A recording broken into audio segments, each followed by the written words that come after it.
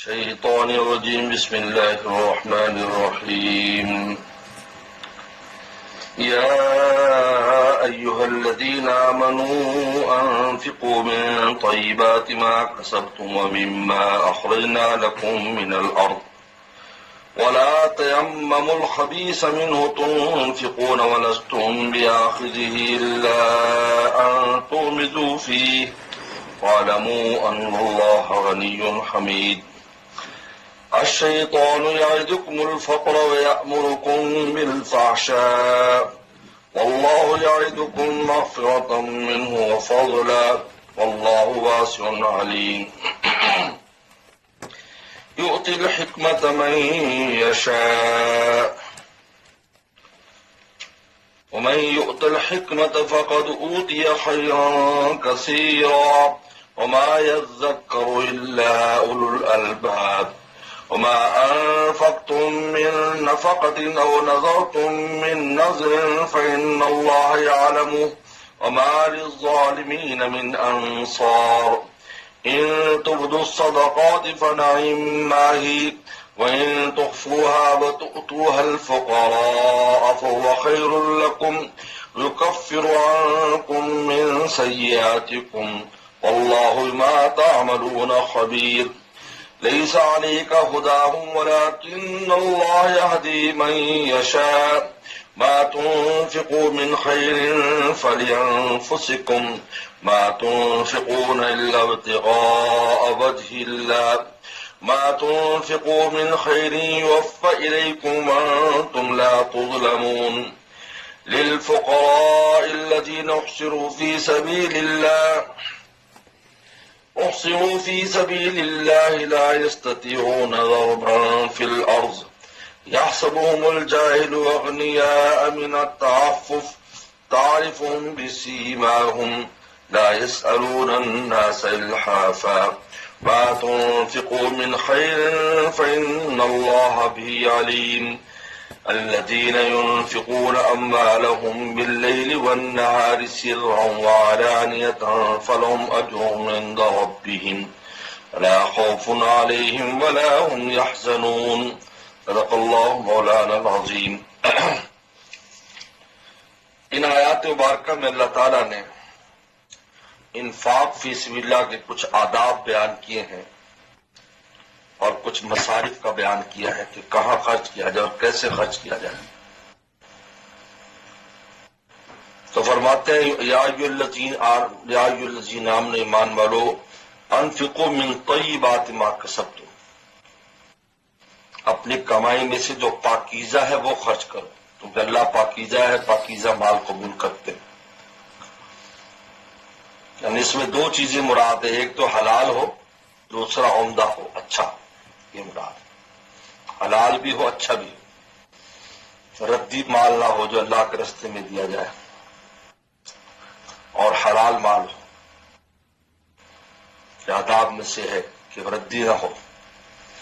سے تو جو بھی دے گا راہ مولا میں لگ جاتا ہے، لیکن اصل ادب یہ ہے کہ اعلیٰ چیز ہو. لن تنالوا البر حتى تنفقوا مما تحبون، جو تمہیں پسند ہے وہ پسند خرچ کرو. ومما اخرجنا لكم من الارض، اور اس میں سے جو ہم نے تمہارے لیے زمین میں سے نکالا ہے، زمین میں سے نکالا ہے، کھیتی باڑی ہی، وہ اس میں سے خرچ کرو، عمدہ چیز خرچ کرو. یہ نہیں ہے کہ جو اس میں سے ردی چیز ہو وہ اللہ کے راستے میں دے دو.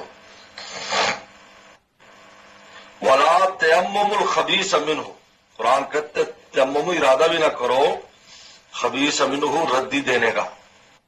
دینا دور ہے، ارادہ بھی نہ کرو، دل میں بھی نہ سوچو. یہ سوچنا بھی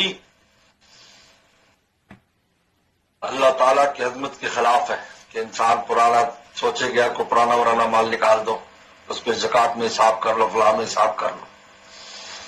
ولا تیمم، ارادہ بھی نہ کرو. خبیث مراد یعنی ردی مال. مل ہو تنفقون، ارادہ بھی نہ کرو خبیث مال کا، ردی مال کو اس میں سے کہ تم خرچ کرو. وَلَسْتُمْ بِآخِذِي، جبکہ تم خود ایسا لینے کے لیے تیار نہیں. اگر تمہارا کسی پر حق ہو اور وہ ردی مال دے تو تم لینے کے لیے تیار نہیں ہو، اللہ تعالیٰ کو دیتے ہو. إِلَّا أَن تُغْمِضُوا فِيهِ، جب تک کہ تم اغماض اور چشم پوشی نہ کرو. اگر تمہیں کوئی ردی مال دیتا ہے اور 2 نمبر مال دیتا ہے تو تم چشم پوشی سے تو لے سکتے ہو، لیکن دل کی خوشی سے قبول نہیں کرو گے. تو اللہ کے راستے میں کیسے دیتے ہو جب تم خود لینے کے لیے تیار نہیں؟ اور پھر آگے اس کی وجہ بیان کی کہ تمہارے لینے میں اور اللہ تعالیٰ کے لینے میں زمین آسمان کا فرق ہے. تم نہیں پسند کرتے لینا جبکہ تم محتاج ہو. تم اس مال کے محتاج ہو، اگر نہیں دے رہا ہے تو کہتے ہوئے چلو جو کچھ آ رہا ہے آ رہا ہے. اللہ ان اللہ وَاعْلَمُوا ان اللہ غنی، جان لو اللہ تو غنی ہے، اس کو تو ضرورت ہی نہیں ہے، تمہارے اچھے کی بھی ضرورت نہیں. حمید اور قابل تعریف ہے اللہ تعالیٰ کو، تو نہ ہمارے اچھے مال کی ضرورت ہے نہ عمدہ مال کی ضرورت ہے، وہ تو غنی اور مستغنی ہے. ہم تو محتاج ہیں. جب ہم محتاج ہو کر اپنے حقوق میں ردی مال کو پسند نہیں کرتے تو اللہ تعالیٰ کیسے پسند فرمائیں گے؟ وجہ دلیل بھی بیان کرتے. اس کے بعد دلیل بیان کرتے ہیں، وجہ بیان کرتے ہیں کہ یہ ہوتا کیوں ہے، ایسا کرتا کیوں آدمی. اچھا مال راہ مولا میں خرچ نہیں کرتا یا خرچ ہی نہیں کرتا، کنجوسی. الشیطان یعدکم الفقر، کہ شیطان تمہیں وعدے دلاتا ہے فقر کے، تو فقیر ہو جائے گا، اللہ کے راستے میں خرچ کرے گا، یوں ہو جائے گا وہاں ہو جائے گا. یعدکم الفقر، محتاجی وعدہ کرتا ہے یعنی مشورے دیتا ہے، دل میں بات ڈالتا ہے. وَيَأْمُرُكُمْ بِالْفَحْشَاء، تمہیں حکم دیتا ہے بے حیائی کا. یہاں بے حیائی سے مراد بخل ہے، یعنی بخل ہو کہ آدمی جہاں دینے کا موقع وہاں نہ دے، یہ بھی بے حیائی کی بات ہے. پتا ہے یا ضرورت مند ہے سب ہے، پھر آنکھ بند کر کے نکل جاتا ہے. یا 2 نمبر مال بڑی ڈٹائی سے دے دیتا ہے، وہ دکھا لو تو اس میں سے کوئی کام کی چیز نہیں نکلتی. کس کو دے، کون خرچ کرے؟ یام بالفحشاء واللہ یعدکم مغفرۃ منہ وفضلا، جبکہ اللہ تم سے وعدہ کرتا ہے مغفرت کا اور فضل کا، معافی کا اور فضل کا وعدہ کرتا ہے کہ اللہ تعالیٰ مال خرچ کرو گے تمہارے گناہ بھی معاف کریں گے اور تمہیں اور بھی اس کا عوض بھی دے دیں گے، فضلا اس کا عوض بھی دے دیں گے. اللہ واسع علیم، اللہ بہت وسعت والے ہیں، علم والے ہیں، ہر ایک کی نیت اس پر عطا فرماتے اور بہت وسعت والے ہیں. فرماتے یؤتی الحکمت من یشاء، دیتے ہیں حکمت، دانشوری، عقل مندی، دین فہمی جس کو چاہتے ہیں. یہ نافہمی کا نتیجہ ہے اور بے عقلی کا نتیجہ ہے کہ آدمی سمجھتا ہے کہ اس قسم کی چیزیں اللہ کے راستے میں دے دو اور اپنا حساب کر لو. پورے سال میں جب دکان میں جو چیز بکتی نہیں بیکار ہے اس کا زکوٰۃ میں صاف کر کے ادا کر دو تو زکوٰۃ ادا ہو گئی. اب وہ ردی چیز ہے، غریب کے بھی کام نہیں آ رہے، ہو کیا کرے اس کو. من یؤتی الحکمہ، جس کو حکمت دی جاتی، حکمت سے مراد عقل ہے، فہم ہے، سمجھ ہے، دین کی سمجھ ہے. فقد اوتی خیر کثیر، اس کو بہت بڑی خیر دے دی گئی، کیونکہ انسان جب عقل و فہم کے ساتھ وہ کام کرتا ہے تو تھوڑا کام بھی بہت زیادہ اور اونچا ہوتا ہے. اس لیے حضرت عائشہ صدیقہ رضی اللہ عنہ کی روایت ہے، فرمایا کہ ہر آدمی کو اجر اس کی سمجھ پر ملتا ہے کہ وہ اس عبادت پر کس سمجھ سے وہ کام کر رہا ہے، اس کی کیا عقل ہے، کیا فہم ہے، کیا سمجھ ہے. وما یذکر الالباب، فرمایا کہ نصیحت نہیں قبول کرتے مگر عقل والے لوگ. عقل والے لوگ بات بھی سمجھتے ہیں اور عمل بھی کرتے ہیں. وما انفقتم من نفقہ، اور جو کسی قسم کا بھی تم خرچ کرو گے، اور نذرتم من نذر، یا کوئی نظر مانو گے، فإن اللہ یعلم، اللہ کو خوب معلوم ہے تمہاری اس میں نیت کیا تھی اور تم اس کو کس طرح پورا کیا یا نہیں کیا. وما للظالمین من انصار، اور ظالموں کا کوئی مددگار نہیں. یا کہ 2 نمبری کرو گے یا نظر ماننے کے بعد آپ اس سے جان چھڑانے کی کوشش کرو گے کہ نظر سے کیسے بچت ہو جائے. کتنے لوگ پوچھتے ہیں یہ نظر تو مان لی، اب کس طرح اس سے بچت ہو سکتی ہے. اور میں سب ظالم ہیں، پہلے اللہ وعدے کرتے ہیں یہ کام ہو جائے تو یہ کر دیں گے وہ کر دیں گے، جب کام ہو جاتا ہے تو اب بھاگتے ہیں. یہ تو ایک ادب بتلایا کہ اہم ادب راہ مولا میں اخلاص للہیت کے ساتھ ساتھ مال بھی عمدہ خرچ کرنا چاہیے۔ اس کے بعد ایک دوسرا ادب بیان کر رہے ہیں کہ مال یہ جو راہ مولا میں خرچ کرنا ہے یہ دکھا کر کیا جائے یا چھپا کر کیا جائے، تو دونوں طریقے بتلا رہے ہیں کہ دکھا کر کرو لیکن اخلاص سے ہو تو یہ بھی اللہ کو پسندیدہ ہے، اس سے لوگوں کو ترغیب بھی ہوگی اور نیک لوگ دعا کریں گے اس شخص کے لیے جو خرچ کرتا ہے، اور وہ فقراء بھی اس کے لیے دعا کریں گے کہ انہیں پتہ ہوگا فلاں آدمی سخی آدمی ہے، غریبوں کی پوری کرتا ہے، تو اس کے لیے دعائیں مانگیں گے، ان کی دراز عمر کی دعا مانگیں گے، برکت کی دعا مانگیں گے، تو یہ بھی اچھا ہے۔ لیکن اگر چھپا کر دو گے کہ بس اللہ ہی جانتا ہوگا تو وہ تو اس سے بھی اعلیٰ ہے، کیونکہ چھپا کے دینے میں جس طرح دکھا کے دینے میں فوائد ہیں، اگر اخلاص سے دکھا کے دیتا ہے سب کے سامنے تو لوگوں کو ترغیب مقصود ہو کہ اور لوگ بھی دیں، اور نیک لوگ اس کے لیے دعائیں کریں گے، فلاں ماشاءاللہ سخی آدمی، لوگوں کے کام کاج اس سے ہو جاتے۔ اور تیسرا یہ ہے کہ خود فقراء اس کے لیے دعا کریں گے۔ لیکن چھپا کے دینے میں بھی اس سے بھی زیادہ بڑے ثمرات ہیں۔ ایک تو یہ کہ ریاکاری سے بچ جائے گا، دوسرا یہ ہے کہ غریب کی عزت رہ جائے گی۔ سب سام دے گا، اگر ذلت ہے چھپا کر دے گا تو کسی کو کیا پتا، تو اس کی عزت رہ جائے گی، اس کا کام بھی ہو جائے گا، عزت بھی رہ جائے گی اس کی۔ نہ کہنے والے کہہ دیں گے ہم دیکھا فلاں جگہ پر تو مانگ رہا تھا یا تجھے خیرات لوگ دے رہے تھے، بعد میں وہ اللہ تعالیٰ پر فضل بھی فرما دے، لیکن یہ بھنڈی اور یہ تہمت اس کی پیچھے سے اترتی نہیں ہے۔ ہم جانتے ہیں میاں تم ایسو یوں کرتا تھا، یوں کرتا پھرتا ہے۔ قرآن نے کہا ان تبدو صدقات، اگر تم صدقات کو ظاہر کرو۔ اچھا یہ نفلی صدقات کی بات ہو رہی ہے، اس لیے فرض کے بارے میں یہ لکھا ہے کہ دکھا کر ہی دیا جائے تاکہ لوگ یہ نہ کہ تو زکات ہی نہیں دیتا، لوگ کہ نہیں بھی دیتا ہمارے سامنے، کیونکہ تہمت سے بچنا ضروری ہے۔ فرض تو فرض ہے، وہ تو ڈیوٹی ہے، اس لیے نفل نماز گھر میں پڑھنی افضل ہے، اور فرض مسجد میں وہ دکھا کے نماز پڑھتا ہے۔ ان تبدو الصدقات، اگر تم صدقہ فنعم ماہی، تو یہ بہت اچھا ہے۔ نعیم ماہی، نعمہ ماہیہ، کتنی اچھی چیز ہے یہ۔ وَإِن تُخْفُوهَا، اور اگر تم اس کو چھپاؤ، وَتُؤْتُوا الْفُقَرَاءَ، اور فقیروں کو دو، وہ خیر لکم، یہ تمہارے لیے زیادہ بہتر ہے۔ یکفر عنکم من سیئاتکم، اللہ اس کی وجہ سے تمہارے گناہوں کو معاف کر دیں گے۔ واللہ بما تعملون خبیر، اللہ تعالیٰ تمہارے اعمال کی خوب خبر رکھتے ہیں۔ اس کے بعد اب کچھ مصارف بیان کر رہے ہیں، ان میں سے ایک اہم بات یہ بیان کی ہے کہ نفلی جو صدقات ہوتے ہیں، خیرات، اس کے لیے مسلمان اور کافر ہونا شرط نہیں ہے کہ مسلمان ہی ہو، یہ کافر کو بھی دیے جا سکتے، محتاج ہے تو اس کو دے سکتے۔ حضرات صاحب اکرام نے رسول اللہ سے پوچھا تو آپ نے فرمایا کہ ان کفار کو نہ دو، شاید یہ اسلام کی طرف آ جائے۔ تو قرآن نازل ہوا کہ یہ ہدایت دینا، اس کے ذریعے ہدایت، اس کی فکر نہ کریں آپ، یہ ہمارے ہاتھ میں ہدایت دینا، لیکن اگر محتاج ہے، کافر ہے، محتاج ہے، کیونکہ حضرات صاحب اکرام کے عزیز و اقارب اس وقت شروع میں تو اکثر کافر ہی تھے، لیکن محتاج ہوتے تھے، اللہ نے ان پر فرصت دے دی تو وہ چاہتے تھے صلہ رحمی کریں، کسی کو چاچا ہے، کسی کا ماما ہے، کسی کا کچھ ہے، لیکن غریب ہے، فقیر ہے، محتاج ہے۔ قرآن نے کہا کہ نہیں، خرچ کرو ان پر، جیسے صلہ رحمی بھی ہے، غریب پروری بھی ہے۔